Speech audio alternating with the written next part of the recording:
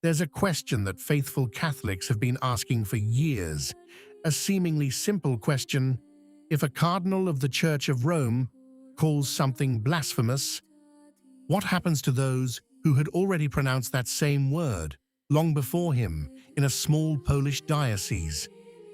The answer came on May 4th, 2026, and it's an answer worth examining in depth.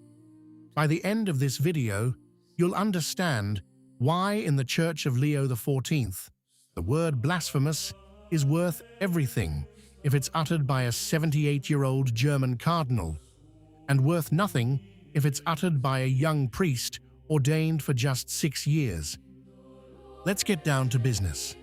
On May 8th, 2026, Cardinal Gerhard Müller, former prefect of the Congregation for the Doctrine of the Faith from 2012 to 2016, gave an interview to the website permarium.com. The subject is the report of Study Group 9 of the Synod on Synodality, published on May 5th. As we already analyzed in yesterday's video, that report includes testimonies from non-heterosexual couples in civil union, avoids the word controversial in favor of the term emerging, and raises questions about sexual morality that the magisterium has never left open. Müller doesn't mince his words. He calls blessings for same-sex couples fraudulent and blasphemous. He defines them as based on a heretical denial of the revealed truth that God created human beings as male and female. Note this detail. Müller does not accuse the report of openly denying the revealed truths. He says something more precise and more disturbing. They do not deny them, they ignore them, and build alongside them their own house of a comfortable and worldly Christianity. His words leave no room for interpretation. The blessing of couples in irregular situations is not a pastoral gesture. It is, in his words, a heretical relativization of natural and sacramental marriage. The cardinal uses the word heretical 3 times in the same text. It is worth recalling what Cardinal Pietro Parolin had said just 48 hours earlier, presenting a book at the Augustinianum in Rome.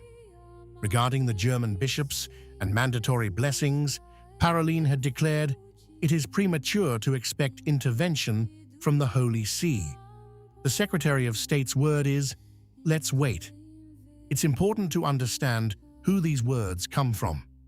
Müller is not just any commentator, he was the principal guardian of Catholic doctrine for nearly 5 years, chosen by Benedict XVI and confirmed by Francis until 2016.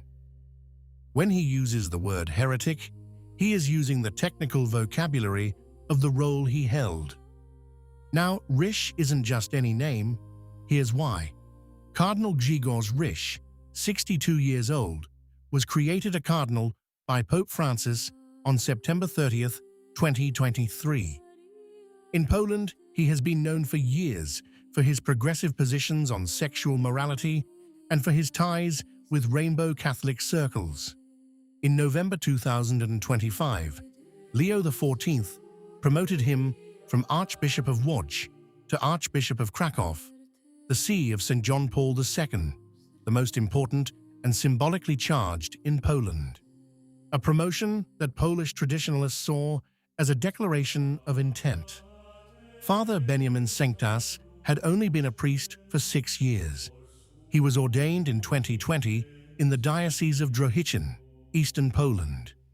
In December 2025, with Ryś newly appointed to Kraków, he published an open letter addressed directly to the cardinal. The letter is a documented act of courage. Sanctas asks Ryś not to accept the appointment to Kraków. He defines him as a public collaborator of Rainbow Catholics and documents his ties to Rainbow circles as a public scandal that offends the Catholic conscience. The letter circulated online and reached traditionalist media around the world, dividing Catholic Poland. Ultimately, Ryś accepted the appointment and went to Kraków. Father Sanctas remained in Drohitchen. Sanctas's letter isn't limited to the Ryś issue. It also denounces the cardinal's collaboration with the Reformed Church, the systematic promotion of extraordinary lay ministers for the distribution of communion, and what Sanctas calls the use of pastoral care as a tool for ideological normalization. It's an 82-paragraph document. Documented, signed, public.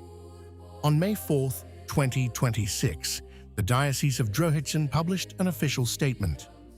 Bishop Piotr Henryk Sawczuk summoned Father Sanctas, formally reprimanded him for violating the Polish Bishops' Conference's guidelines on clergy behavior in the media, and issued him an official publication ban. But there's something the headlines haven't revealed. The ban doesn't just concern the open letter about Ryś. It covers any similar public statements in the future. Sanctas has been ordered to repair the damage and confusion it has caused. Father Sanctas calls Ryś a public collaborator of the Rainbow Catholics, and his bishop silences him within a week. And while Father Sanctas receives his publication ban, Cardinal Ryś celebrates his first pontifical mass in the Cathedral of Krakow, in the diocese that belonged to St. John Paul II. This isn't an isolated case. It's a recurring pattern in Poland, as in France, in Germany, as in America. Those who criticize the leadership are punished. Those who embody it advance. And the model has a precise logic. It's not about persecuting traditionalists on principle. It's about eliminating the voices that make the contradiction visible.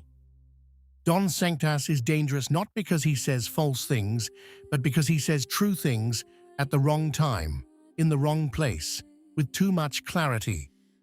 The time has come to answer the question we opened with. If a cardinal calls something blasphemous, what happens to someone who had already uttered that same word in Poland, months earlier? He receives an official publication ban. But there's a deeper answer.